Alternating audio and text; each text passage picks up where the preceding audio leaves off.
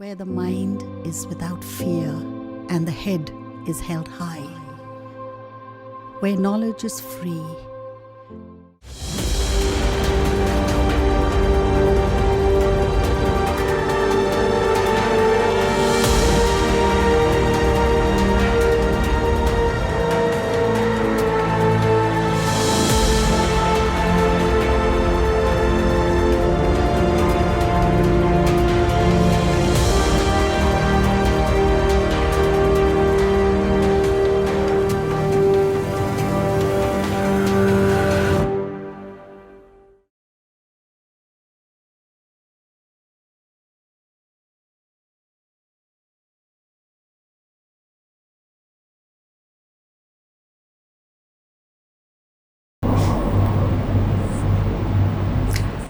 Hello my beloved students, আজকে আবার আমরা নতুন ক্লাসে এসেছি।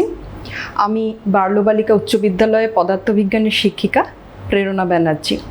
তোমাদের আজকে আমি তাপ অধ্যায়ের 10ম শ্রেণী ভৌতবিজ্ঞানের তাপ অধ্যায়ের তাপীয় পরিবহন সম্পর্কে কিছু বলবো। তোমরা ইতিপূর্বে 7ম, 8ম এবং 9ম শ্রেণীতে তাপ সম্পর্কে যা যা পড়েছ তাতে পরিবহন সম্পর্কে হয়তো যেটুকু জেনেছ, আজকে তার থেকে আরেকটু ডিটেলড জানার জন্য আমরা এই ক্লাসে কিছু কিছু টপিক বেছে নিয়েছি। প্রথমে আমাদের জানতে হবে যে আমরা যে এত কিছু তাপ সম্পর্কে পড়ছি, তাপ তো এক ধরনের শক্তি, এক প্রকার শক্তি। তাপ গ্রহণ করলে কি হয়? একটা বস্তু উত্তপ্ত হয়, আর তাপ বর্জন করলে বস্তু শীতল হয়। সবসময় জানতে হবে যে এই তাপটা কোনো বস্তু কখন গ্রহণ করে। নিশ্চয়ই একটি বস্তু যখন অপর একটি বস্তুর সংস্পর্শে থাকবে তখন কিন্তু তাদের মধ্যে তাপের আদান প্রদান বা বিনিময়টা হয়। সাধারণত একটা উষ্ণ বস্তু শীতল বস্তুর প্রতি তাপ প্রদান করে এবং একটি শীতল বস্তু উষ্ণ বস্তুর কর্তৃক তাপ গ্রহণ করে। তো আমরা আজকে পড়তে যাচ্ছি যে কিভাবে তাপ সঞ্চালন হয়। তার মধ্যে তাপ সঞ্চালনের 3টে ওয়ে আছে। কি কি? তাপ সঞ্চালনের 3টে ওয়ে আছে, যাকে আমরা 3 রকম প্রকারভেদ বলছি। এক হচ্ছে বিকিরণ, 2 হচ্ছে পরিবহন, এবং লাস্ট অ্যান্ড থার্ড ইজ পরিচলন। এই 3টি পদ্ধতিতেই সাধারণত তাপ উষ্ণতর বস্তু থেকে শীতলতর বস্তুর প্রতি সঞ্চালিত হয়। তবে আজকের আমাদের আলোচনায় আমরা ফোকাস করব এই পরিবহনের ওপর। থার্মাল কন্ডাকশন বা তাপীয় পরিবহন কি, এই নিয়ে আজকে আমাদের আলোচনা। প্রথমে আমাদের জেনে নিতে হবে যে তাপীয় পরিবহন কাকে বলে। What is actually meant by thermal conduction? এটা এমন একটা প্রসেস যেখানে একটা জড় মাধ্যমের তো প্রয়োজন হয়। জড় মাধ্যম কেন প্রয়োজন হয়? কারণ আমরা জানি যে তাপ তো এক ধরনের ভৌত ধর্ম পদার্থের, তো তাপ কি করে প্রবাহিত হবে? তাহলে নিশ্চয়ই একটা মিডিয়াম প্রয়োজন। সেই মিডিয়ামটা আমাদের আজকের আলোচনায় হচ্ছে সলিড। একটা কঠিন মাধ্যমের মধ্যে দিয়ে কি করে তাপ পরিবহন পদ্ধতিতে প্রবাহিত হবে সেটাই আমরা আজকে একটু দেখে নেব। যেটা জানার সেটা হচ্ছে তাপীয় পরিবহন কাকে বলে, সেটা আমাদের একটু জেনে নিতে হবে। তাপীয় পরিবহন হলো এমন একটা পদ্ধতি যেখানে একটি উষ্ণতর বস্তু বা উষ্ণতর অংশ থেকে শীতলতর অংশে তাপটা প্রবাহিত হয়, কিন্তু এই প্রবাহিত হওয়ার পুরো সময়সীমা জুড়ে কখনো পদার্থের অভ্যন্তরস্থ কোনো কণা বা কোনো অণু পরমাণুর মধ্যে রিজিডনেসটা কিন্তু কোনোভাবেই ডিস্টার্বড হয় না। এদের মধ্যে একটা ভাইব্রেশন হয় এবং স্পন্দন হয়, যেটাকে বোঝাতে চাচ্ছি। শুধু স্পন্দন হয়, কিন্তু এদের কণাগুলোর নিজেদের মধ্যে কিন্তু কোনো স্থান পরিবর্তন হয় না। দ্যাট ইজ থার্মাল কন্ডাকশন হলে পরে কোনো পদার্থের মধ্যে কিন্তু শেপের কোনো চেঞ্জেস হয় না। আমরা কি দেখব যে এই তাপীয় পরিবহনের ক্ষেত্রে তাপ হটার বডি থেকে কুলার বডিতে যাবে এবং যাওয়ার সময় অভ্যন্তরস্থ যে অণু পরমাণুগুলো আছে হটার বডির, সেগুলো হঠাৎ ভাইব্রেটেড হতে থাকবে বা স্পন্দিত হতে থাকবে। তারপর এদের মধ্যে একটা চঞ্চলতা সৃষ্টি হবে। এই স্পন্দনের ফলে কি হবে, এদের ঠিক ভেরি অ্যাডজাসেন্ট, একদম পার্শ্ববর্তী যে শীতল অণুটা আছে, তাকে উষ্ণতর অণুটা উত্তপ্ত হবে যখন, নিজের থেকে কিছুটা তাপ বিনিময় করে দেবে। তাহলে পার্শ্ববর্তী শীতল অণুটা কিছু পরিমাণ তাপ গ্রহণ করে উত্তপ্ত হবে, এবং যেই উত্তপ্ত হবে তার মধ্যেও একটা ভাইব্রেশন সৃষ্টি হবে। এবার এই অণুটির নেক্সট কাজ হবে যে আমি আমার থেকে কিছুটা তাপ ঠিক আমার পাশের অণুটিকে দিয়ে দেব। অর্থাৎ প্রথমে উত্তপ্ত অণু কিছুটা তাপ সেকেন্ড অণুকে দিল, সেকেন্ড অণু উত্তপ্ত হয়ে আবার ভাইব্রেশন শুরু করলো। এবার তার লক্ষ্য আমি পাশের জনকেও উত্তপ্ত করব। পাশের জন মানে আবার তার পার্শ্ববর্তী অণু, সে কিছুটা তাপ দেবে এবং পাশের অণুটিও একইভাবে উত্তপ্ত হয়ে ভাইব্রেশন সৃষ্টি করবে। দ্যাট ইজ, আমাদের আলোচনায় একটা বিষয় তো পরিষ্কার যে এই তাপীয় পরিবহনটা একটা চেইন সিস্টেমের মতো, মানে একটা শৃঙ্খলা বজায় রেখে যেন এই পরিবহন পদ্ধতিটা এগিয়ে যাবে। কি হয়, যখন অণুপরমাণুগুলোর মধ্যে স্পন্দন সৃষ্টি হয় না, তখন ওদের মধ্যে না একটা থার্মাল এনার্জি ক্রিয়েটেড হয়, একটা তাপীয় শক্তি এদের মধ্যে এরা অনুভব করে, সেটাকে অণুপরমাণুর গতিশক্তিও বলা যেতে পারে আর কি, যার কারণে এই স্পন্দন হয়। এবং আফটার অল এই বিষয়টা পরিবহনে সহায়ক হয়। কার পরিবহন? তাপের পরিবহন। তো আমরা কি করব, এই তাপীয় পরিবহন সম্পর্কে আমরা প্রচুর গল্প পড়লাম। এবার আমরা না একটু ভাববো যে আমাদের ডেইলি লাইফে আমরা কিভাবে তাপের পরিবহন সংক্রান্ত নানা রকম অনেক ঘটনা নোটিস করি।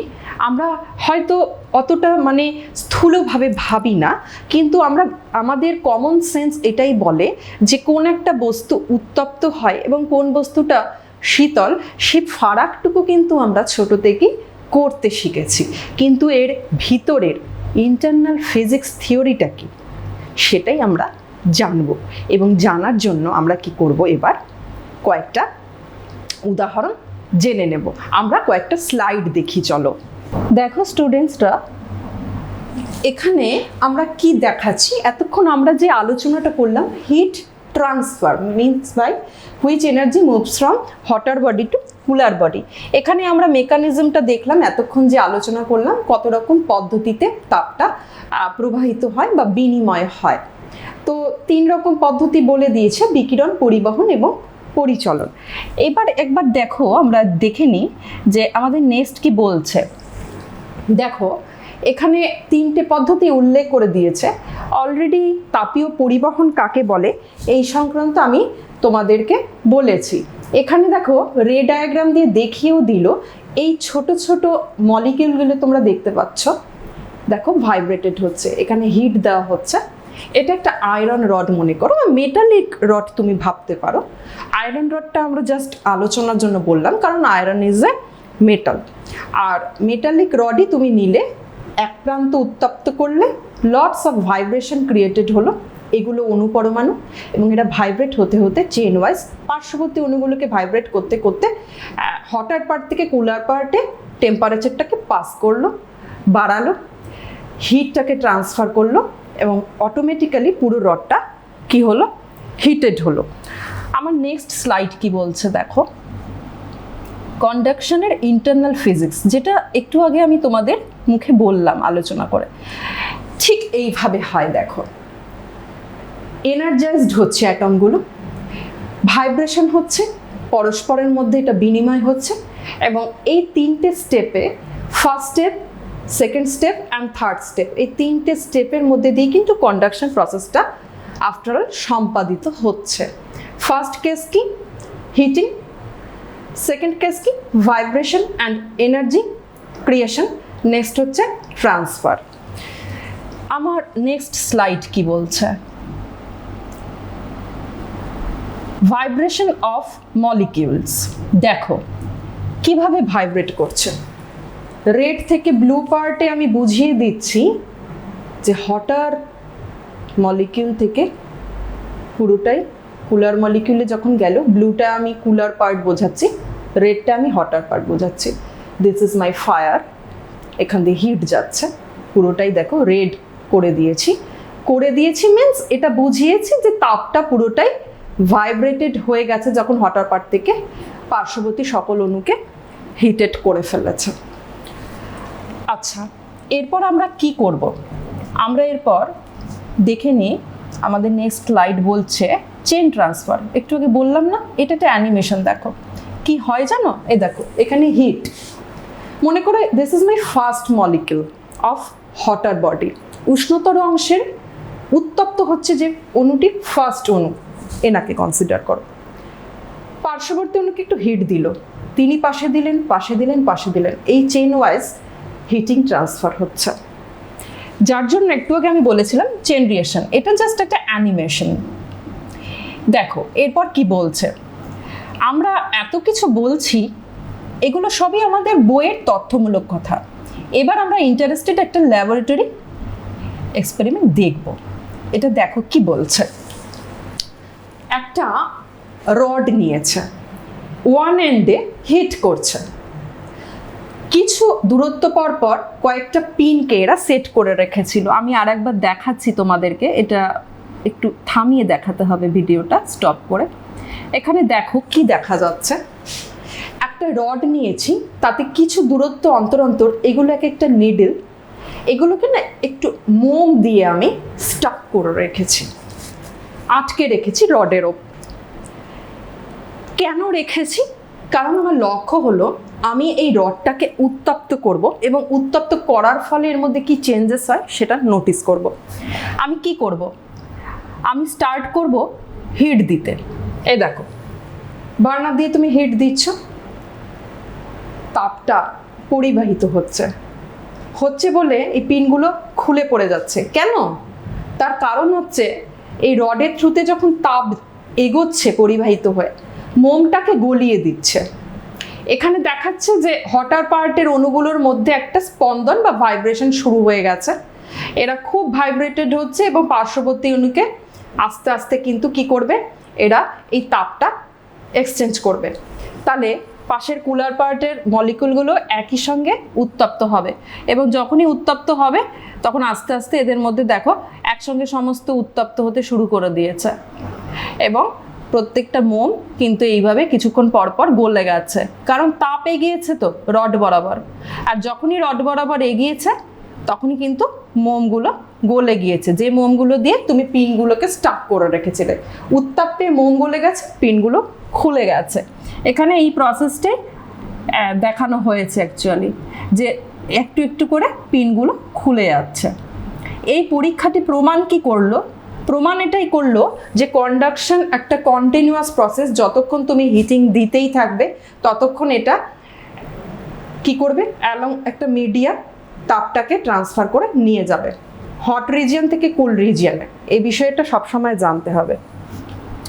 আচ্ছা, একইভাবে তাপের ক্ষেত্রে পরিবহনটা তরলের ক্ষেত্রেও বোঝা যায়। যখন তুমি কি হয়, আমরা যখন ডাক্তারি থার্মোমিটার ব্যবহার করি আর কি আমাদের শরীরে তাপমাত্রা মাপার জন্য, তখন কিন্তু এই প্রসেসটাই হয়।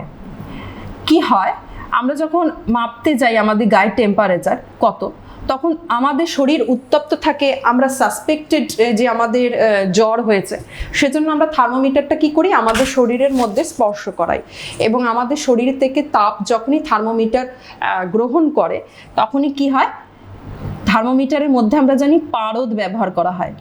আগের দিন আমরা জেনেছিলাম পারদের তাপীয় প্রসারণটাকে এখানে ইউজ করা হয়। আজকে দেখছি কি করে তাপ পরিবহন হচ্ছে এবং থার্মোমিটারের মধ্যে রাইজ হয়ে যাচ্ছে পারদ স্তম্ভটা, যেটা ইন্ডিকেট করবে যে আমার আলটিমেট দেহের তাপমাত্রা কত। তাহলে এইভাবে আমরা কিন্তু একটা ল্যাবরেটরি এক্সপেরিমেন্ট অবজার্ভ করলাম। এবার দেখো কি বলেছে, পরিবহনের কিছু শর্ত আছে, যে শর্তগুলো অবশ্যই মেনটেন্ড হতে হবে তাপীয় পরিবহন বুঝতে হলে। প্রথম কথা হচ্ছে, তাপটা পরিবহন যখন হবে তখন তো একটা বস্তু থেকে অন্য বস্তুতে পরিবাহিত হবে। যার জন্য আমাকে বুঝেই নিতে হবে যে the two object must be touching each other. পরস্পরের সংস্পর্শে থাকলে তখনই তাপের বিনিময়, মানে কি বলবো, গ্রহণ এবং বর্জন যে বিনিময় প্রথা, সেটা সম্ভব। Next point is there should be some difference in temperature of the two objects, obviously, কারণ আমরা তো বলেইছি যে একটা পার্ট উষ্ণতর হবে, সেখান থেকে তাপ পরিবাহিত হয়ে শীতলতর অংশে সঞ্চালিত হবে। তাহলে অবশ্যই আমাকে বুঝে নিতেই হবে হটার পার্ট আছে যখন হায়ার টেম্পারেচার, সেখান থেকে তাপ পরিবাহিত হবে to lower temperature, that is cooler বডিতে। And next is his transfers from object at a higher temperature to the other which is at low temperature. যেটা আমাদের এই তিনটে কন্ডিশন যদি ভালো মতো করে শর্ত ঠিকঠাক করে মান্যতা পায়, তাহলে কিন্তু থার্মাল কন্ডাকশন বা তাপের পরিবহন এই বিষয়টা ফিজিক্যালি এবং প্র্যাকটিক্যালি সম্পাদিত হবে। আমরা কিছু প্র্যাকটিক্যাল এক্সাম্পল পড়ব থার্মাল কন্ডাকশনের। আমরা ভীষণ রকমভাবে চোখে দেখি, কেন হয়, কিভাবে হয়, এগুলো ভাবনার জন্য আমাকে একটা নতুন ওয়ার্ড জানতে হবে এই চ্যাপ্টারে, যে পরিবাহী কাকে বলে। মনে হচ্ছে তোমরা অষ্টম শ্রেণীতে পরিবাহী সম্পর্কে অল্প কিছু তো জেনেছ। পরিবাহী কাকে বলছে? এই যে অধ্যায়টা আজকে আমরা পড়ছি না, যে পাঠটা তাপীয় পরিবহন, এই পুরো ব্যবস্থাটার জন্য আমরা বলেছি যে একটা মাধ্যম প্রয়োজন। অ্যাকচুয়ালি মাধ্যম, কোন মাধ্যমে তাপটা পরিবাহিত হবে, এই তাপটাকে কে হোল্ড করবে, কে ক্যাচ করবে, কে দেবে, এই পুরো বিষয়টার মধ্যেই কিন্তু এই শব্দটা একটা ইম্পর্টেন্ট রোল প্লে করে। যে পরিবাহী কাকে বলে? পরিবাহী হচ্ছে সেই বস্তু যা তাপ গ্রহণ করে অপরকে সেটা বিনিময় করতে সাহায্য করতে পারে, তাকে বলা হয় পরিবাহী। দ্যাট ইজ, এটা কিসের জন্য এসেনশিয়াল? হিটটাকে ফ্লো হতে এটা সহায়তা করে। তাহলে পরিবাহীকে বলা হয় কন্ডাক্টর। আমাদের এই পরিবাহী কত প্রকারের হয়? আমাদের এই প্রকৃতিতে সব কিছুরই দুটো টাইপ হয়, একটা হচ্ছে উত্তম, একটা হচ্ছে কিছুটা কম। এর মাঝামাঝিটা নিয়ে আমরা আলোচনা করছি না। তাহলে পরিবাহী দুই প্রকার আমরা জানবো, একটা হচ্ছে গুড কন্ডাক্টর, যাকে বলছে উত্তম পরিবাহী। তোমাদের যে রেফারেন্স বই ফলো করো তাতে এটা সুপরিবাহীও লেখা হয়, বা সুপরিবাহী বলে এটাকে ব্যাখ্যা করা হয়েছে। And the last one is bad conductor. Bad conductor মানে হচ্ছে অন্তরক বা তাপের কুপরিবাহী, তোমাদের বইয়ে বলা আছে ব্যাড কন্ডাক্টর। এটা পেলাম গুড কন্ডাক্টর। আচ্ছা, আমাকে জানতে হবে কেন গুড, কেন ব্যাড। শব্দেই লুকিয়ে আছে পজিটিভ অ্যান্ড নেগেটিভ ওয়ার্ড। তাহলে আমরা কিছুটা ধারণা করতে পারি কেন গুড কন্ডাক্টর আর কেন ব্যাড কন্ডাক্টর। গুড কন্ডাক্টর কাকে বলে এবং ব্যাড কন্ডাক্টর কাকে বলে, সেটা বোঝার আগে তোমাকে একটু জেনে নিতে হবে যে আমাদের প্রকৃতিতে যত তাপীয় পরিবহনের খুব পরিচিত উদাহরণগুলো আমরা পাই, তার থেকে আমরা পরিবাহী কোনগুলো সেগুলো আগে একটু যদি ইন্ডিকেট করতে পারি, একটু যদি বুঝে নিতে পারি, তাহলে চলো আমরা একটা স্লাইড দেখি। ছবিতে দেখো কি দেখতে পাচ্ছ, একটা পার্ক। আমরা প্রায়ই ঘুরতে যাই, তাই না? এই পার্কে কিন্তু এরকম আয়রন চেয়ার আমরা দেখতে পাই, রোদের মধ্যে রাখা আছে। ধরো তুমি কিন্তু বসার সাহস করতে পারবে না, কারণ জানো তুমি এটা দীর্ঘক্ষণ রোদে রাখার জন্য উত্তপ্ত হয়েছে। তোমার কমন সেন্স এটাই বলে যে এখানে যদি আমরা বসতে যাই তাহলে কিন্তু আমরা গরম অনুভব করব। একটা জিনিস খেয়াল করে দেখো, এই চেয়ারের সব পার্টে কিন্তু আয়রন নয়। এখানে হাতলগুলো আয়রন, হোয়ারাস এটা কিন্তু উডেন বডি। দ্যাট ইজ, তোমার সেন্স কিন্তু খুব এ ব্যাপারে পরিষ্কার যে কোন পার্টটা স্পর্শ করলে তুমি বেশি উত্তাপ অনুভব করবে।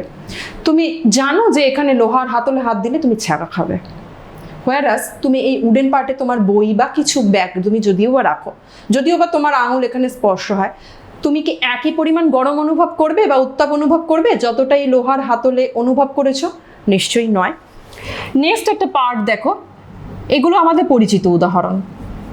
কি দেখতে পাচ্ছ দেখো, নেক্সট পার্টে আমি চলে যাচ্ছি। দেখো এখানে একটা আয়রন মেশিন দেখতে পাচ্ছি, আমাদের বাড়িতে অ্যাভেলেবেল। জামা কাপড় ইস্ত্রি করার জন্য লন্ড্রিতেও এই আয়রন মেশিনটা থাকে। যখন এটা দিয়ে জামা কাপড় ইস্ত্রি করা হয় তখন তুমি এখানে কখনো স্পর্শ করার সাহসও দেখিও না, কারণ অনেক সময় কি হয়, এগুলো ইলেকট্রিক্যাল হয়। যদিও এখানে আমি দেখাচ্ছি না ইলেকট্রিক ব্যাপারটা এখানে এই মুহূর্তে, এখানে আমি এটাই কনসিডার করছি যে এটা গরম হয়ে আছে এবং এই অবস্থায় আমি এটা আয়রন করছি। তুমি স্পর্শ করলে কি হবে? ভীষণ ছাকা খাবে। কেন?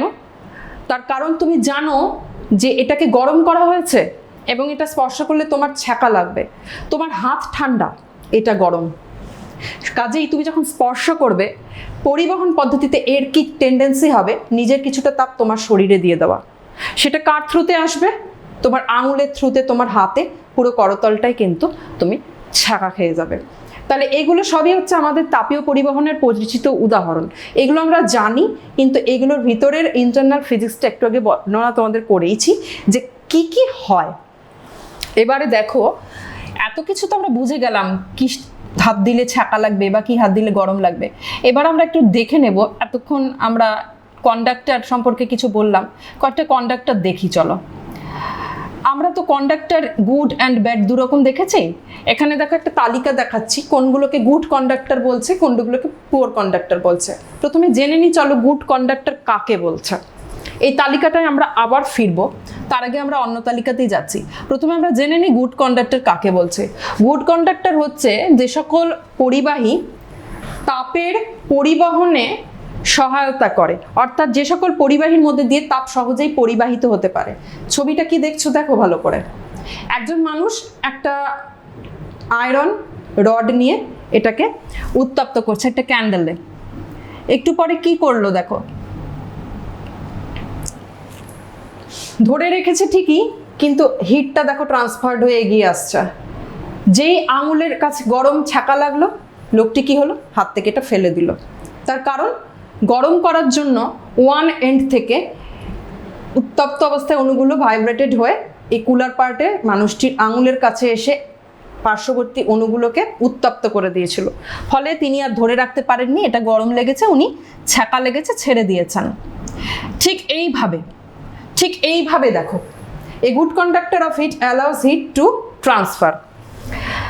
দেখো এটা আমি গুড কন্ডাক্টর কি তাহলে তোমরা বুঝতেই পারলে। এখানে গুড কন্ডাক্টরের কিছু উদাহরণ দেখাই।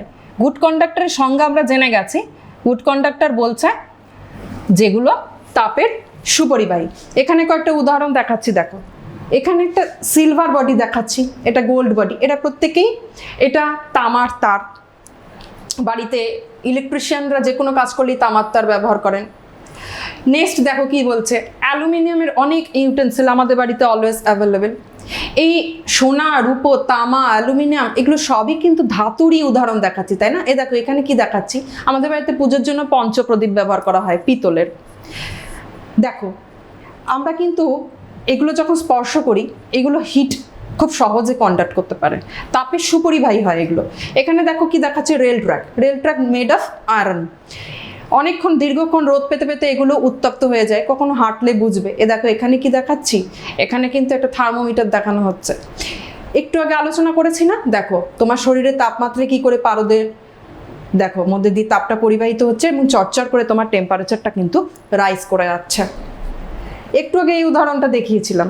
তাহলে এই সমস্ত কিছু দিয়ে আমরা ব্যাখ্যা করতে পারি যে কাকে গুড কন্ডাক্টর বলছে এবং কাকে কিভাবে বোঝা যাচ্ছে যে একটা কন্ডাক্টর তাপের সুপরিবাহী হয়। এবার দেখো আমরা জানবো পুয়ার কন্ডাক্টর কাকে বলছে। একটু আগে তালিকায় দেখেছি না পুয়ার কন্ডাক্টর, তাহলে এবার আমরা জেনে নেব পুয়ার কন্ডাক্টর কাকে বলছে। পুয়ার কন্ডাক্টর হচ্ছে যেটা তাপ পরিবহনে বাধা সৃষ্টি করবে, সহজে তাপটা পরিবাহিত হতেই দেবে না। যে সকল কন্ডাক্টর তাকে বলা হয় তাপের কুপরিবাহী বা অন্তরক বা পুয়ার কন্ডাক্টর। এরা যে তাপ পরিবহন করবে না তা কিন্তু নয়, এদের তাপ পরিবহন ক্ষমতা বা তাপ পরিবহন করার প্রবণতা থাকে না, অতটা কম হয়, লো হয়, লিটল। দেখো পুয়ার কন্ডাক্টরের আমি তোমাদের এখানে একটা ছবি দেখাই। এখানে কি দেখতে পাচ্ছ দেখো তো, একটা কাঠকে গরম করছো। কাঠটা পুড়তে অনেকটা সময় নেয়, কিন্তু এটা আমরা দেখেছি যে খড়িতে যখন আমরা বাড়িতে রান্না করি উনুনে, তোমাদের বাড়িতে কখনো জানলে দেখবে এটা খড়িটা কিন্তু জ্বলতে অনেকটাই সময় লাগে, এবং যত সময় লাগে আর কি তুমি অপর প্রান্তে হাত দিলে গরম বোধ ততটা করবে না। এই পুয়ার কন্ডাক্টরের ক্ষেত্রে কি হয়, এখানেও তো পরিবাহী মাত্রেই তো মলিকিউল থাকবে, এদের মধ্যে না ভাইব্রেশনটা অতটা প্রকট নয়, যে পাশের জনকে যে ভাইব্রেটেড করে হঠাৎ করে দেবে সে টেন্ডেন্সিটা এদের কম। এখানে কিছু উদাহরণ দেখতে পাচ্ছি। গুড কন্ডাক্টর জানলে জেনে নেবে গুড কন্ডাক্টরের ঠিক বিপরীত ধর্মী হচ্ছে আমার পুয়ার কন্ডাক্টর। গুড কন্ডাক্টরের যা যা উদাহরণ বা যা যা ধর্ম, পুয়ার কন্ডাক্টরের ঠিক উল্টো। গুড কন্ডাক্টর সব কিছু ভালোভাবে পরিবাহিত করবে তাপের, এভরিথিং তোমায় সহায়তা করবে তাপটা পরিবাহিত হতে দেবে, পুয়ার কন্ডাক্টর দেবে না। এখানে পুয়ার কন্ডাক্টরের উদাহরণ দেখাচ্ছি, দেখো দেখতে পাচ্ছ একটা স্কুল বাড়ি, মাথার উপর অ্যাসবেস্টসের টিন, কেন দিয়েছে জানো? গরমটাকে নিয়ন্ত্রণ করার জন্য। কারণ অ্যাসবেস্টস হচ্ছে পুয়ার কন্ডাক্টর বা তাপের কুপরিবাহী, অতটা তাপ ধরে রাখতে পারে না। ফলত রুফিংয়ের জন্য কিন্তু আমরা এগুলো চুজ করি। নেক্সট দেখো কি বলছে, কর্ক, একটা বোতলের মাথায় মুখে আর কি কর্কের ছিপ, তোমরা এই যে দেখতে পাচ্ছ এটা কর্ক। কর্ক হচ্ছে one type of poor conductor. এখানে দেখো তুমি একটা কাঠের বেঞ্চ রেখে দিয়েছ, কাঠের বেঞ্চটা ততটা গরম অনুভব কিন্তু তুমি করতে পারবে না। হবে না গরম তা নয়, গরম হবে ঠিকই, তাপ কিছুটা ক্যাচিং করবে, কিন্তু সেটা কম। দেখো কি হয়, একটা লোহার চেয়ারের থেকে কিন্তু অনেক বেটার। আমরা শীতকালে কত গরম লেপ তো শুকোতে দিই। এখানে দেখো উল দেখতে পাচ্ছ, কটন উল, এগুলো কিন্তু তাপের কুপরিবাহী। শীতকালে সোয়েটার পরো কেন? কারণ এগুলো গরম রাখতে পারে, সেরকমভাবে তাপটা করতে পারে না। এখানে দেখো একটা কাঁচের বয়াম দেখতে পাচ্ছ, কাঁচ কিন্তু তাপের কুপরিবাহী। এখানে দেখো কাঁচের জারে আমি একটা পিকল দেখাচ্ছি, জ্যাম, এই কাঁচ টাচ এগুলো সবই কিন্তু পুয়ার কন্ডাক্টরেরই উদাহরণ। দেখো এখানে একটা হরলিক্সের শিশি দেখাচ্ছে, আমাদের বাড়িতে অ্যাভেলেবেল। যে কোনো কাঁচ কিন্তু তুমি রোদে রেখে দাও, ফেটে যাবে না, কারণ কাঁচ তাপের কুপরিবাহী। আচ্ছা, এবার আমরা দেখে নেব কিছু ডেইলি লাইফ গুড আর ব্যাড কন্ডাক্টের উদাহরণ। দেখো এখানে কি দেখতে পাচ্ছ, গরম চায়ের কাপের মধ্যে চামচ ডুবিয়ে রেখেছ, বেশ গরম কাপ, তুমি চামচ দিয়ে চিনিটা স্টারিং করছো, চামচের যে পোর্শনটা ওভাল পোর্শনটা গরম চায়ে ডুবে আছে সেখান থেকে হিট কিন্তু ট্রান্সফার্ড হয়ে এখানে চামচের এই এন্ডে চলে আসবে। যখন তুমি স্পর্শ করতে যাবে তখন কিন্তু খুব গরম বোধ তুমি করবে, কারণ চামচ হচ্ছে যে মেটাল দিয়ে মেড, সে মেটাল হচ্ছে তাপে সুপরিবাহী। আর একটা দেখো উদাহরণ, কি দেখতে পাচ্ছ, দেখো তুমি ওভেনের মধ্যে একটা প্রেসার কুকার বসিয়ে দিয়েছ, জল ফুটছে, তাহলে এই মেটালিক বডিটা কিন্তু গুড কন্ডাক্টর। এখানে যদি তোমার কোনো কারণে তুমি আঙুল ডুবাতে যাও একদম পুড়ে যাবে, কিন্তু তুমি যদি হাতলের মধ্যে যেটা জড়ানো রয়েছে সেটা কিন্তু তাপের কুপরিবাহী, তাই এটা যদি তুমি স্পর্শ করো তুমি গরম অনুভব করবে না, ওয়ারাস এটা গায়ে যদি তুমি টাচ করো তুমি কিন্তু গরম অনুভব করবে। তাহলে দুটোর পার্থক্য বুঝতে পারছো, কোনটা উত্তম পরিবাহী আর কোনটা অন্তর। এই ইউটেন্সিলটা হচ্ছে উত্তম পরিবাহী, এই হাতলে যে জড়ানো রয়েছে র্যাকেটের মতো এটা কিন্তু হচ্ছে তোমার কুপরিবাহী। এবার আমরা কিছু কিছু জেনে নেব আর কি, হিট ক্যাপাসিটি সম্পর্কে আমরা একটু ব্ল্যাকবোর্ডে ওয়ার্ক করব। আমরা নেক্সট পড়ব তাপ পরিবাহিতা সম্পর্কে। তাপ পরিবহন সম্পর্কে, পরিবাহী সম্পর্কে আমরা যা যা জানা মোটামুটি জেনে নিয়েছি। এবার আমরা পড়তে যাচ্ছি তাপ পরিবাহিতাঙ্ক কাকে বলে, ভীষণ ইম্পর্টেন্ট পার্ট আজকে আমাদের ইউনিটের, তাপ পরিবাহিতাঙ্ক। নতুন একটা কোএফিশিয়েন্ট আমরা কিন্তু জানতে যাচ্ছি, মানে একটা কনস্ট্যান্ট, এটা একটা থার্মাল কন্ডাকশনের ক্ষেত্রে একটা বিরাট রোল কিন্তু প্লে করে। যে কোনো মেটালিক পরিবাহীর ক্ষেত্রে আমাদের যেটা প্রথম জানতে হয় সেটা হচ্ছে তাপ পরিবাহিতাঙ্ক কতটার। এটার উপর ডিপেন্ড করে বোঝা যায় কোন পরিবাহী উত্তম পরিবাহী হবে, দ্যাট ইজ গুড কন্ডাক্টর, আর কোনটা ব্যাড কন্ডাক্টর বা পুয়ার কন্ডাক্টর হবে। দেখো এই ছবিটা খেয়াল করো, একটা আয়তাকার ফলক নিয়ে আছে, আয়তাকার ফলক নিয়েছি বা প্লেট বলতে পারো তুমি, যার থিকনেসটা হচ্ছে ডি। এই ডিটাকে আমি বলছি থিকনেস বা বেধ। তোমাদের বইয়ে এটা বেধ লেখা আছে। এটা হচ্ছে প্রস্থচ্ছেদের ক্ষেত্রফল। প্রস্থচ্ছেদের ক্ষেত্রফল, এরিয়া অফ ক্রস সেকশন।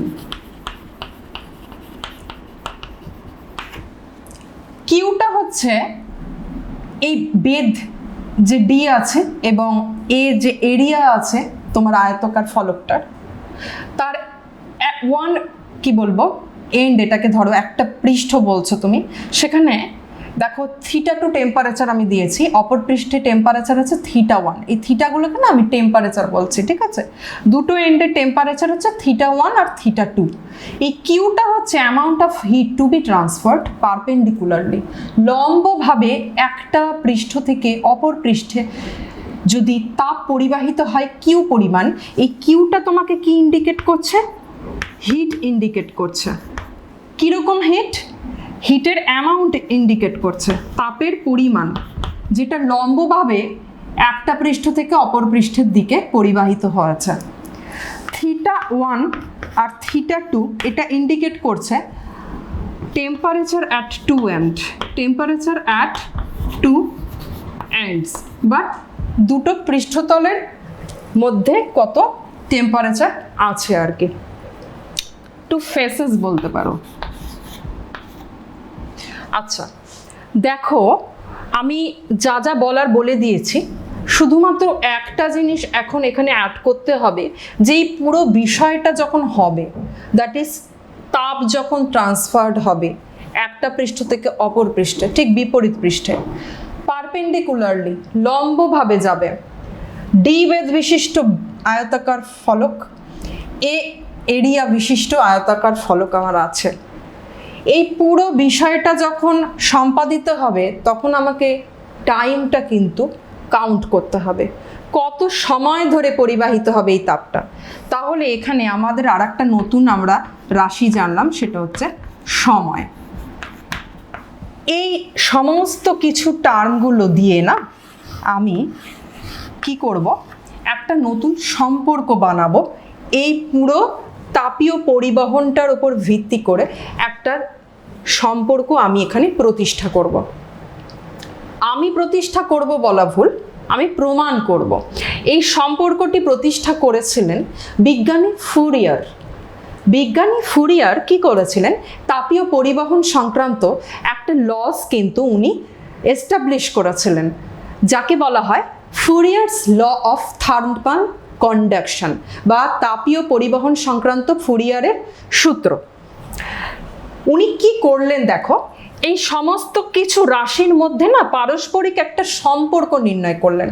উনি বোঝাতে চাইলেন যে এই কতটা পরিমাণ তাপ পরিবাহিত হবে কোনো একটা আয়তাকার ফলকের এক পৃষ্ঠ থেকে বিপরীত পৃষ্ঠের লম্বভাবে, এই সমস্ত কিছুর মধ্যে একটা সামঞ্জস্যতা বা একটা কি বলবো সমানুপাতিক এবং ব্যস্তানুপাতিক সম্পর্কের হার অনুযায়ী পুরো বিষয়টা ঘটবে।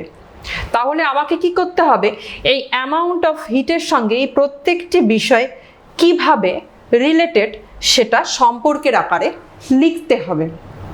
তাহলে চলো আমি লিখি। আমি এখানে দেখাবো যে কোন কোন বিষয়ের সঙ্গে আমার অ্যামাউন্ট অফ হিট যেটা বলছি সেটা সমানুপাতিক এবং কোনটির সঙ্গে ব্যস্তানুপাতিক। দেখো এখানে আমি লিখছি আমার কিউ অ্যামাউন্ট অফ হিট, সেটা অলওয়েজ ফলকটার বেধের সঙ্গে ব্যস্তানুপাতিক। ডি হচ্ছে আমার বেধ, 1 নম্বর। 2 নম্বর প্রস্থচ্ছেদের ক্ষেত্রফলের সঙ্গে সমানুপাতিক। 3 নম্বর দুটো পৃষ্ঠের টেম্পারেচার তুমি জানো এবং এখানে θ2 ইজ গ্রেটার দ্যান θ1। কেন জানো? কারণ এখানে দেখো অ্যারো মার্ক দিয়ে আমি হিট ট্রান্সফারের ডিরেকশন দেখাচ্ছি। তোমরা জানো উষ্ণতর বডি থেকে শীতলতর বডি, মানে বডিটা তো একটাই, এখানে উষ্ণতর পৃষ্ঠ থেকে শীতলতর পৃষ্ঠের তাপ কিন্তু কিছুটা যাচ্ছে, তাহলে θ2 মানে এই পৃষ্ঠে যে টেম্পারেচার সেটা obviously will be greater than θ1 surely. তাহলে এ দুটোর মধ্যে, দুটো পৃষ্ঠের মধ্যে উষ্ণতার পার্থক্য কত? উষ্ণতার পার্থক্যের সঙ্গে এটা হচ্ছে সমানুপাতিক হারে অ্যামাউন্ট অফ হিট ট্রান্সফার্ড হবে। দ্যাট উষ্ণতার পার্থক্য যত বেশি হবে তত বেশি পরিমাণ তাপ যাবে, ফলকের বেধ যত কম হবে তত বেশি পরিমাণ তাপ যাবে, কারণ ব্যস্তানুপাতিক। ফলকের এরিয়া অফ ক্রস সেকশন যত বেশি হবে তত বেশি পরিমাণ তাপ যাবে, কারণ সমানুপাতিক। এবার amount of hit will be proportional to T. T is my time পুরো বিষয়টা ঘটার জন্য। এই সমস্ত কিছু সম্পর্কটাকে যদি আমি এবার কম্বাইন করতে যাই, দ্যাট ইজ সমন্বয়িত করে দেবো, একবারে লিখবো, তাহলে আমি কি লিখতে পারি? দেখো তোমরা এই বিষয়গুলো জেনে গেছো কোনটা কি ইন্ডিকেট করছে। তাহলে আমি একটু মুছে দিচ্ছি এখানটাতে, আমি একটু এখানে মুছে দিচ্ছি, মুছে দিয়ে আমি এখানে লিখছি যে এদেরকে যদি তুমি সমন্বয়িত করো তাহলে তুমি কি পাবে। আচ্ছা, তুমি এখানে কিন্তু জেনে গেছো এই θ2 মাইনাস θ1টা হচ্ছে আমার উষ্ণতার পার্থক্য। এখানে আমি লিখে দিচ্ছি এটা হচ্ছে চেঞ্জ ইন টেম্পারেচার। আমার নেক্সট মোটো হচ্ছে এটা সমন্বয়িত করব, তাহলে লিখি প্রত্যেকটির একসঙ্গে জুড়ে দিয়ে আমি এই প্রপোর্শনালিটি রিলেশনটা পাবো। দেখো এ θ2 মাইনাস θ1 T/D। দেখো 1/D সঙ্গে ব্যস্তানুপাতিক ছিল, ডিটা নিচে, এর সঙ্গে সমানুপাতিক ছিল, এটা ওপরে। θ2 minus θ1 that is change in temperature, তার সঙ্গে সমানুপাতিক ছিল, এটা ওপরে। টি মিজ মাই টাইম সমানুপাতিক ছিল, এটা ওপরে। এবার আমার কাজ হবে কি, এই সমানুপাতিক চিহ্নটাকে আমি উঠিয়ে দেবো। সেটা করার জন্য আমাকে কি করতে হবে, সমান দিয়ে লিখতে হলে এখানে একটা নতুন প্রপোর্শনালিটি কনস্ট্যান্ট না মাল্টিপ্লাই করতে হবে। কার সাথে? এই টার্মটার সাথে। লিখে দাও এটা যা ছিল।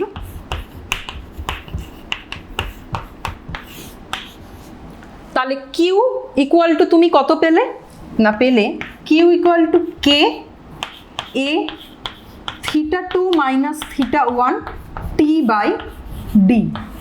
This is my Fourier's law of thermal induction. তাপীয় পরিবহন সংক্রান্ত বিজ্ঞানী ফুরিয়ার যে সম্পর্ক প্রতিষ্ঠা করেছিলেন তার ম্যাথমেটিক্যাল এক্সপ্রেশন হচ্ছে এটা।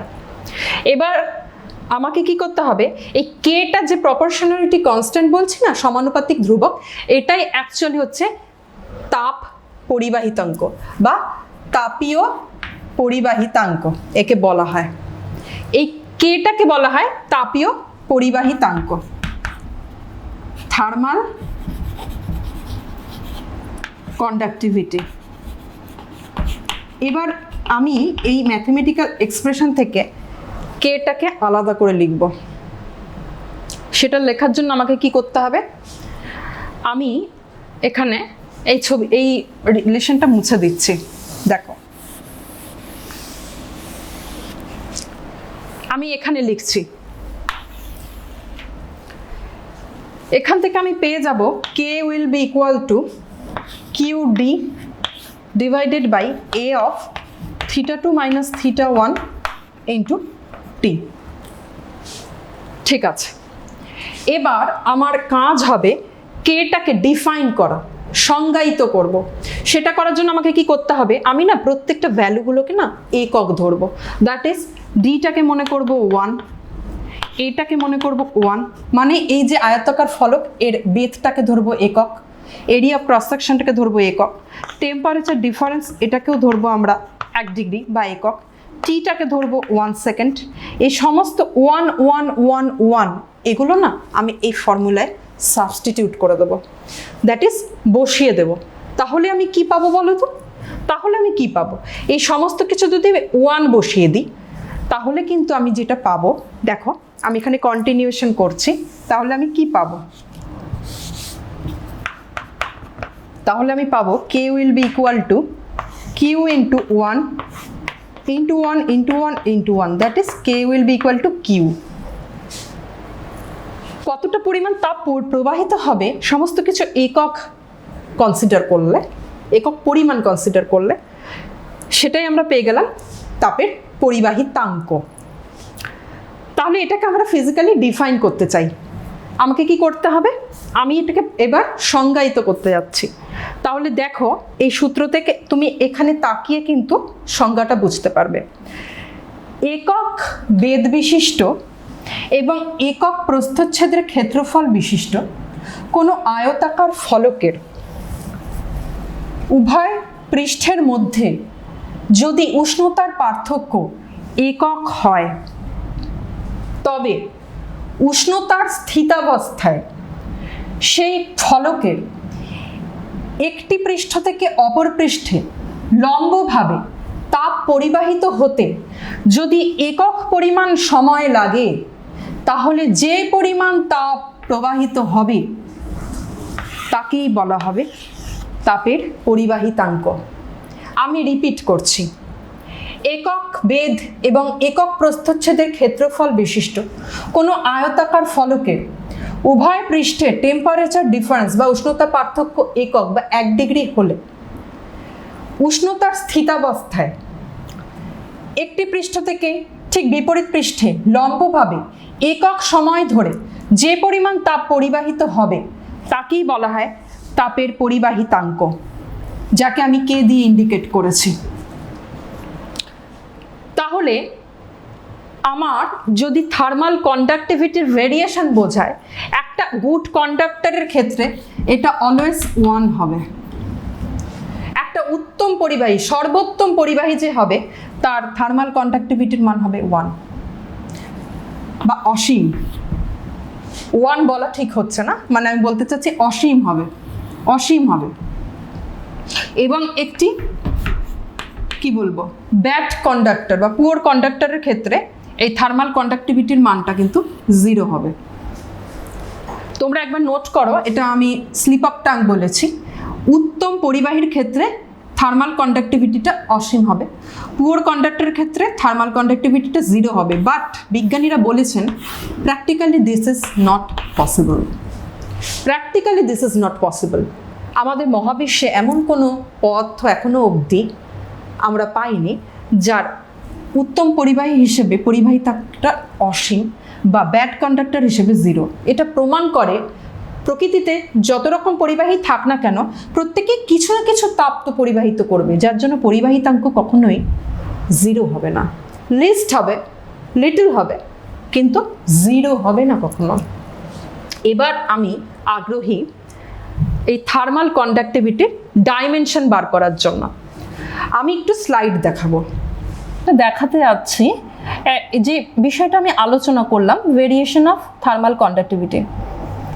দেখো বিভিন্ন পদ থেকেতে থার্মাল কন্ডাক্টিভিটি যে আলাদা হয়, মানে বিভিন্ন বডির ক্ষেত্রে কে কতটা তাপ পরিবহনের ক্ষমতা রাখে, তাপ ক্যাচিং পাওয়ার কতটাকার, সেটা কিন্তু নট অলওয়েজ সেম, ডিফারেন্ট হবে ফর ডিফারেন্ট ম্যাটেরিয়াল। এখানে আমি একটা উদাহরণ দেখাচ্ছি। দেখো যে একটা বিকারের মধ্যে কিছুটা জলপূর্ণ করে তলা দিয়ে এবার হিটিং করা হবে, এবং জল যখন ফুটতে শুরু করবে তখন এর মধ্যে না আমি একটা মেটালিক স্পুন আর একটা উডেন স্পুন রেখে দিলাম, একটা কাঠের চামচ আর একটা স্টিলের চামচ। হিটিং আমি করছি, গরম হচ্ছে। দেখো কি দেখাচ্ছে, জল যখন ফুটবে তখন তুমি জানো তাপীয় পরিবহনের তোমার বৈশিষ্ট্যই এই যে পুরো বডিটাকে কিন্তু গরম করবে। জল ফুটছে, কিছুটা সময় আমি অপেক্ষা করছি, এবার হিটিং কিন্তু কন্ডাক্টেন্ট হচ্ছে। এবার তুমি বুনসেন বার্নারটা কি করছো, কন্ট্রোল করছো, হিটিংটা কন্ট্রোল করছো। দেখো উনি কি করতে চাচ্ছেন দেখেছো, যখনই উনি মেটালিক চামচ ধরতে গেলেন উনি ছ্যাঁকা খেলেন, কিন্তু উডেন স্পুনটা ধরলে কিন্তু উনি ছ্যাঁকা খেলেন না। আরেকবার দেখো বিষয়টা, তাহলে বুঝতে পারবে। যখনই উনি মেটালিক স্পুনটা ধরতে গেলেন দেখো উনি কিন্তু ছ্যাঁকা খেয়ে গেলেন, কারণ মেটালিক স্পুন হচ্ছে আদর্শ পরিবাহী বা উত্তম পরিবাহী। দেখো ছ্যাঁকা খেলেন এবং উনি আঙুলটা সরিয়ে নিলেন, কিন্তু উডেন স্পুনটা ধরতে কোনো ট্রাবল হলো না, কারণ এটি তাপের কুপরিবাহী। তাহলে এই বিষয়টা কিন্তু আমার প্রমাণ করে, আমার চোখের সামনেই আমি এখনই প্রমাণ করতে পারি এটা, যে আমাদের পরিচিত সকল পদার্থের মধ্যেই তাপীয় পরিবাহী তাঙ্কটা কখনো সমান নয়, মেটেরিয়াল বেসিসে এটা আলাদা হয়ে যায়। অর্থাৎ এটা তাহলে উপাদানের ওপর কিন্তু ডিপেন্ড করে, কোন পদার্থের তুমি মাপতে চাচ্ছ তার উপাদানের ওপর কিন্তু এই তাপীয় পরিবাহী তাঙ্কটা ডিপেন্ড করে, এটা তুমি বলতে পারো। দেখো আমার নেক্সট স্লাইড কি বলছে, তোমাদের একটু আগে যে বিষয়টা আমি করেছিলাম, যে তোমাদের আমি একটা না ছবি দেখিয়েছিলাম যেখানে একটা তালিকা ছিল যে গুড কন্ডাক্টর আর ব্যাড কন্ডাক্টরের মধ্যে কত ধরনের উদাহরণ এখানে আমি দেখিয়েছিলাম, এবং পরে বলেছিলাম তোমাদের এটা পরে দেখিয়ে দেবো। তোমরা একটু দেখে নাও, একটু আগে আলোচনা করে দিয়েছি, এখানে আমি তালিকাভুক্ত করে রেখেছিলাম গুড কন্ডাক্টর আর ব্যাড কন্ডাক্টর কাকে বলে। এগুলো জানলে তোমরা কখনো কোনো কিছু গরম স্পর্শ করার আগে সতর্ক হতে পারবে। এবার দেখো my next slide is of variation of heat conducting capacity হয়ে গেছে এটা ফুরিয়ারস ল অফ থার্মাল কন্ডাকশন। একটু আগে তোমাদের ব্ল্যাকবোর্ড ওয়ার্ক করে এটাই বুঝিয়েছিলাম। দেখো এখানে এই বিষয়গুলোই করা আছে। পরীক্ষার সময় এই ছবিটা কিন্তু তোমরা এঁকে দেবে, যদি তোমাদের প্রশ্নপত্রে এই প্রশ্নটা দেয়। তোমাদের কিন্তু এই পুরো সম্পর্ক যেটা বিজ্ঞানী ফুরিয়ার প্রতিষ্ঠা করেছেন থার্মাল কন্ডাকশন সংক্রান্ত, এটা যদি তোমাদের এস্টাবলিশ করার জন্য বলে ডিরাইভ করতে, এই ছবিটা কিন্তু অবশ্যই দিয়ে দেবে তোমরা, কারণ এই ছবিটা থাকলে কি হয় তোমাদের নিজেদেরও সম্পর্কটা প্রতিষ্ঠা করতে সুবিধে হবে। দেখো এবার আমি কি দেখাচ্ছি, variation of K. Thermal conductivity বললাম না মেটেরিয়াল বেসিসে আলাদা, দেখো এখানে একটা চার্ট দেখাচ্ছি। দেখো যেগুলোতে থার্মাল কন্ডাক্টিভিটিগুলো কম তাদের আমরা বলি পুয়ার কন্ডাক্টর। একটু আগে এক্সাম্পল দেখিয়েছি, উড, ওয়াটার, বডি ফ্যাট, সিরোফোম, এগুলো কিন্তু তাপের কুপরিবাহী। এদের তাই জন্য কি হয় থার্মাল কন্ডাক্টিভিটিটা অনেকটাই কম। দেখো এখানে ছবিটা দেখলে ভালো বুঝতে পারবে। ভাইরাস পাশের ছবিটা দেখো, এগুলো থেকে রেসপেক্টিভলি কিন্তু মানগুলো বেশি থার্মাল কন্ডাক্টিভিটির। কারণ এই যে সিলভারের ক্ষেত্রে দেখো কতটা বেশি, ডায়মন্ডের ক্ষেত্রে আরও বেশি, আয়রন, অ্যালুমিনিয়াম এদের ক্ষেত্রে কিন্তু এই মানটা অনেকটাই বেশি, কারণ এরা তাপের উত্তম পরিবাহী, গুড কন্ডাক্টর। যত বেশি থার্মাল কন্ডাক্টিভিটি হবে বুঝেই নিতে হবে পরিবাহীটা গুড কন্ডাক্টর। একটু আগে তোমাদের বলেছিলাম এই বিষয়টা জেনে নিও যে আদর্শ পরিবাহীর ক্ষেত্রে কে কত হয় এবং একটি আদর্শ অপরিবাহীর ক্ষেত্রে কে এর মান কত হয়। অপরিবাহীর ক্ষেত্রে 0 আর আদর্শ পরিবাহীর ক্ষেত্রে এটা ইনফিনিটি, কিন্তু প্র্যাকটিক্যালি ইম্পসিবল। আচ্ছা এবার সরাসরি না আমরা একটা নতুন পরীক্ষা দেখব, যেটাকে আমরা বলবো ইঞ্জেন হাউস এক্সপেরিমেন্ট। কি বলবো? ইঞ্জেন হাউস এক্সপেরিমেন্ট। বিজ্ঞানী কি প্রমাণ করতে চেয়েছিলেন? প্রমাণ করতে চেয়েছিলেন এটাই যে প্রত্যেকটি পদার্থের বা প্রত্যেকটি ধাতু বা অধাতু প্রত্যেকের ক্ষেত্রে তাপীয় পরিবহন ক্ষমতা বা তাপীয় পরিবাহিতাটা আলাদা। ছবিটা দেখো কি করেছে, এই ছবিটা কি বোঝাচ্ছে দেখো। বিজ্ঞানী যেটা করেছিলেন, আমরা পরীক্ষাটা তোমাদের পরে দেখাচ্ছি, একটা বাক্স নিয়েছিলেন আর 4টে রড নিয়েছেন, মেটালিক রড। তার মধ্যে একটা মেড অফ স্টিল, একটা মেড অফ আয়রন, একটা মেড অফ অ্যালুমিনিয়াম, একটা মেড অফ কপার। এই বড় বড় রডগুলো প্রত্যেকটি সমান লেন্থের আর সমান সাইজের, শেপ, সাইজ অ্যান্ড লেন্থ সবের ক্ষেত্রে ইউনিফর্ম, সুষম। কি করেছেন উনি? এই বক্সের না নির্দিষ্ট দূরত্ব অন্তর সমান পরিমাণ গর্ত উনি করেছেন। গর্তগুলো এতটাই আইডেন্টিক্যাল করেছেন, হোলগুলো এতটাই আইডেন্টিক্যাল ক্রিয়েট করেছেন যাতে এই রডগুলো ঠিক ঢুকে না ফিক্সিং হয়ে থাকতে পারে। মানে এদের ডায়ামিটারটাকে কনসিডার করে এই হোলগুলো ক্রিয়েট করা হয়েছে। যেহেতু 4টে সাইড সেম, হোলগুলো সেম বলা যেতে পারে। এবার নির্দিষ্ট দৈর্ঘ্য অন্তর প্রত্যেককে না সমান দূরত্ব অবধি ঢুকিয়ে দিয়েছে। মানে বাইরের পোর্শন যেগুলো বের হয়ে আছে রডগুলোর, তাদের প্রত্যেকটার ক্ষেত্রেই যদি তুমি একটা রেড মার্কিং করো এবং স্কেল দিয়ে মাপো, দেখবে কি এই দৈর্ঘ্যগুলো সেম, মানে সমান দৈর্ঘ্য ঢুকিয়েছেন, অটোমেটিক্যালি বাইরে সমান দৈর্ঘ্য বের হয়ে আছে। এরপর উনি যেটা করেছেন, বাইরে যে পোর্শনগুলো বেরিয়েছিলেন তার মধ্যে ভালো করে মোম পালিশ করেছেন। দেখো সলিড ওয়াক্স, পুরোটাই সলিড ওয়াক্স দিয়ে উনি পালিশ করে দেবেন। চলো ভিডিওটা দেখি কি বলছে। দেখো যেটা করা হয় এখানে, আমি ভিডিওটা একটু এগিয়ে দিই। দেখো রূপো, তামা, অ্যালুমিনিয়াম, লোহা এবং কাঁচ, 5 রকমের রড, প্রত্যেকটি বাইরে বের হয়ে থাকা পোর্শনগুলো না মোম দিয়ে উনি ভালো করে পালিশ করে দিলেন। বাইরে বের হয়ে থাকা পোর্শনগুলো মোম দিয়ে উনি পালিশ করে দিচ্ছেন। দেখো দেখো দেখো কেন করছেন? তোমার মনে প্রশ্ন আসতে পারে কেন করছেন। এই অবস্থায় ভিতরে উনি জল ফুটতে দিয়েছেন, গরম জল। জল যখন ফুটতে শুরু করবে একটা হিট তৈরি হবে, প্রডিউসড। সেই হিটগুলো কি হবে, ভিতরে যে পোর্শনগুলো ঢুকে আছে তার মাধ্যমে রড ওয়াইজ পরিবাহিত হয়ে এগিয়ে আসবে। কারণ হিট তো পরিবাহিত হয়ে আসবে না উষ্ণ অংশ থেকে শীতলতর পার্টের দিকে। সেই সময় এরা মোমটাকে গলিয়ে দেবে। দেখো দেখতে পাচ্ছ মোমগুলোকে গলিয়ে দিচ্ছে। আবার দেখো কি করছেন, মোমগুলো গলিয়ে দিচ্ছে। দেখো দেখো, কিন্তু দেখো এই মোম গলনের মাত্রাটা প্রত্যেকটা রডের ক্ষেত্রে সেম নয়। রূপোর ক্ষেত্রে প্রায় পুরোটাই গলা গেছে, তামার ক্ষেত্রে রূপোর থেকে একটু কম গলেছে কিন্তু অনেকটাই গলেছে। দেখো এই যে সাদা অংশগুলো না, এগুলো হচ্ছে অবশিষ্ট ওয়াক্স। অ্যালুমিনিয়ামের ক্ষেত্রেও অনেকটাই গলেছে, তবে তামার থেকে কম গলেছে। আচ্ছা আর দুটো দেখো কি হয়েছিল, লোহা। লোহার ক্ষেত্রে অ্যালুমিনিয়ামের থেকে একটু কম গলেছে, কাচের ক্ষেত্রে না অনেকটাই কম গলেছে। তাহলে এই গলনের মাত্রাটা কেন ডিফারেন্ট?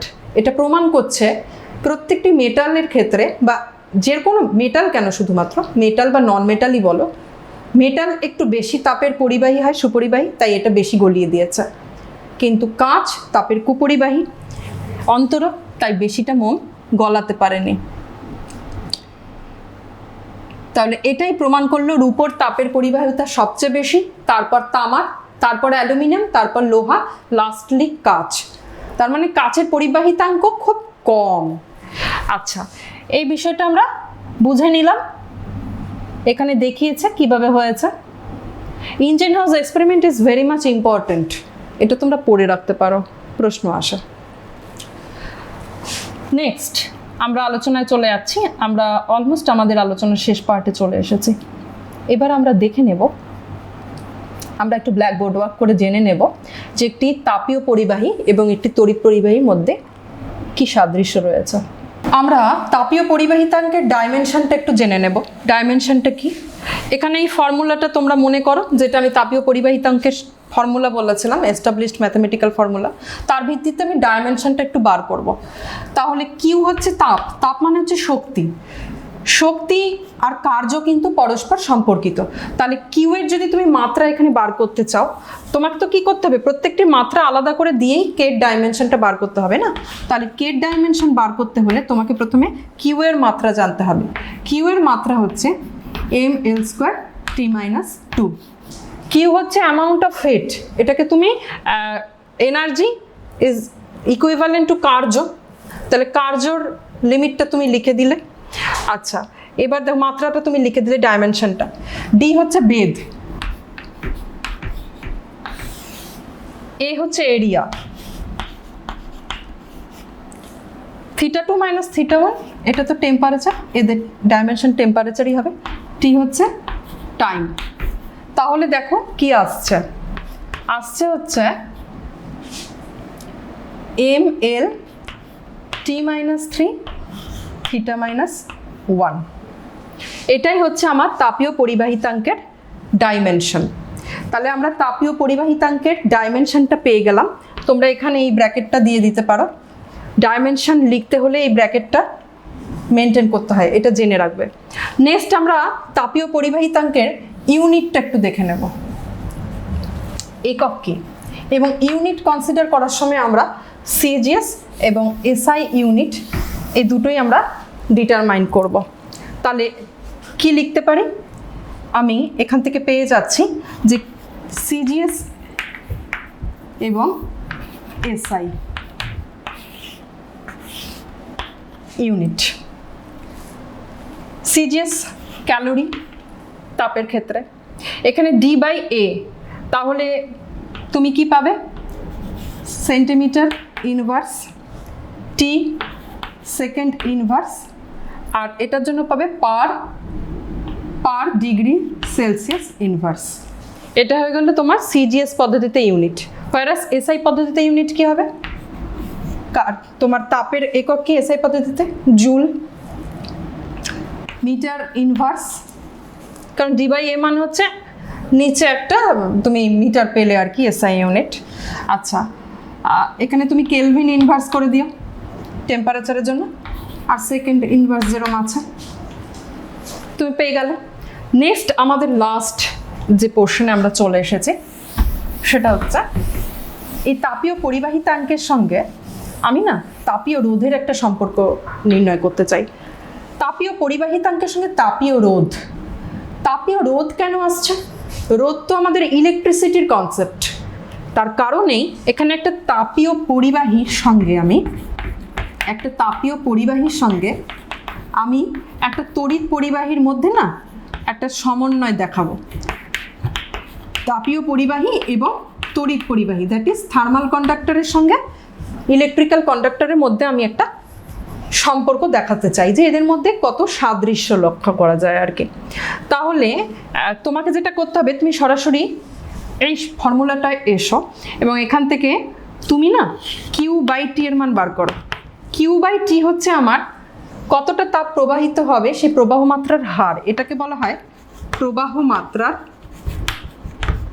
হার বা rate. Q/T will be equal to K A θ2 minus θ1 divided by D। তুমি এটাকে এভাবে সাজিয়ে লেখো, উপরে θ2 minus θ1 that is my temperature difference, এটা রাখো, আর নিচে রাখো 1/K ইন্টু D/A। এবার এই সম্পর্কটা থেকে তুমি সরাসরি একটা ইলেকট্রিক্যাল কন্ডাক্টর বা তড়িৎ পরিবাহীকে কল্পনা করো। একটা তড়িৎ পরিবাহীর ক্ষেত্রে আমরা ওহমস লতে জেনেছি কি হয়, কোনো পরিবাহীর মধ্যে দুই প্রান্তের যে বিবাহ প্রভেদ থাকে তাদের অন্তরের সঙ্গে ওই তড়িৎ পরিবাহীর মধ্যে দিয়ে তড়িৎ প্রবাহ মাত্রা, যেটাকে আমরা আই বলি, এবং বিভব প্রভেদের যেটাকে আমরা বলি V1 মাইনাস V2, তাদের মধ্যে কি সম্পর্ক হয়, সমানুপাতিক সম্পর্ক হয়। এবং আমরা লিখতে পারি V1 minus V2 is equal to IR। যখন এই প্রপোর্শনালিটি সম্পর্কটা আমরা উঠিয়ে দিই তখন এখানে আমরা একটা R কনস্ট্যান্টকে গুণ করি, যাকে আমরা বলি রোধ। কি বলি, রোধ। তাহলে আমি কি করব, এই R এর সঙ্গে থার্মাল কন্ডাক্টিভিটি এর একটা সম্পর্ক নির্ণয় করতে চাই। তাহলে এখানে আইটা হচ্ছে আমার তড়িৎ প্রবাহ মাত্রা, লিখি আমি, আই হচ্ছে আমার তড়িৎ প্রবাহ মাত্রা, যেটার মান আমরা পেয়ে গেলাম V1 মাইনাস V2/R। এখানে তাকাও, এই Q/T এবং I এই দুটো সম্পর্কের মধ্যে একটা মিল খোঁজো। দেখো টেম্পারেচার ডিফারেন্সটা যেন মনে হচ্ছে এই বিভব প্রভেদের সঙ্গে সমন্বয় একটা লক্ষ্য করা যায়, যেন এই দুটোর মধ্যে একটা সাদৃশ্য পাওয়া যায়। তাহলে এই দুটো ভগ্নাংশকে যদি পরস্পরের সদৃশ্য আমরা বিচার করি তাহলে এদের হরটাও পরস্পরের সদৃশ্য হওয়া উচিত। তাহলে আমি এখানে আলাদা করে যদি লিখি যে θ2 minus θ1 by 1/K into D/A, এটা যদি সদৃশ্য হয় V1 মাইনাস V2/R এর সঙ্গে, তাহলে আমি একটা তড়িৎ পরিবাহী আর তাপীয় পরিবাহীর মধ্যে কি কি সাদৃশ্য পাচ্ছি। 1 নম্বর, একটা তাপীয় পরিবাহীর ক্ষেত্রে টেম্পারেচার ডিফারেন্সটা একটা তড়িৎ পরিবাহীর ক্ষেত্রে বিভব প্রভেদের ডিফারেন্সের সঙ্গে কিছুটা মিল পাওয়া যায়। এক্ষেত্রেও কি হয়, তাপীয় পরিবাহীর ক্ষেত্রে উচ্চতর উষ্ণতা দ্যাট ইজ হায়ার টেম্পারেচার থেকে লোয়ার টেম্পারেচারে তাপ ট্রান্সফার্ড হয়। এক্ষেত্রে উচ্চ বিভব থেকে নিম্ন বিভবে কিন্তু ট্রান্সফার্ড হয়। আচ্ছা, উভয় ক্ষেত্রেই পরিবাহীর দৈর্ঘ্যটা সঙ্গে কিন্তু এই তাপীয় প্রবাহ মাত্রা এবং তড়িৎ প্রবাহ মাত্রাটা সমানুপাতিক হয়। তাহলে এক এক করে আমরা দিয়ে দিতে পারি θ2 মাইনাস θ1 এর কার সঙ্গে V1 মাইনাস V2 সঙ্গে সামঞ্জস্যপূর্ণ। আচ্ছা, Q/T আর I উভয়ই পরিবাহী লেন্থের সঙ্গে ব্যস্তানুপাতে পরিবর্তিত হয়।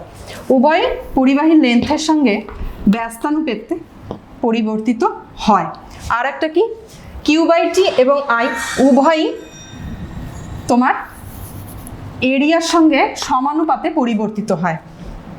আর উভয়ের ক্ষেত্রেই উচ্চ বিভব থেকে নিম্ন বিভবে যেমন যাচ্ছে তড়িৎ পরিবাহীর ক্ষেত্রে, তাপীয় পরিবাহীর ক্ষেত্রে কি হচ্ছে, উচ্চ উষ্ণতা থেকে নিম্ন উষ্ণতায় যাচ্ছে। শুধু একটা জিনিস বলা বাকি রয়েছে, এগুলো সবই একরকম হয়ে গেছে। আমরা কি করব, এই আরটাকে এর সঙ্গে সমন্বয়িত করব। তাহলে আমরা লিখতে পারি এখান থেকে, দেখো আমি এই পোর্শনটা মিটিয়ে দিচ্ছি, এই পোর্শনটা আমি মিটিয়ে দিচ্ছি। এখানে কি পাচ্ছ দেখো, সোজাসুজি এই পোর্শন থেকে চলে এসো, এই দুটোকে আমরা সমান করতে চাচ্ছি। তাহলে R equal to 1/k into D/A।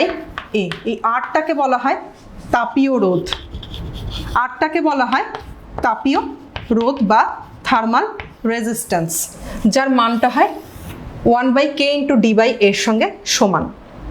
আবার যদি তুমি এটাকে আরটাকে তুমি রোধ টার্মে লেখো, রোধ টার্মে লেখো, তাহলে কিভাবে লিখতে পারবে, রো মানে হচ্ছে রোধাঙ্ক, রো মানে হচ্ছে রোধাঙ্ক, দ্যাট ইজ 1/r।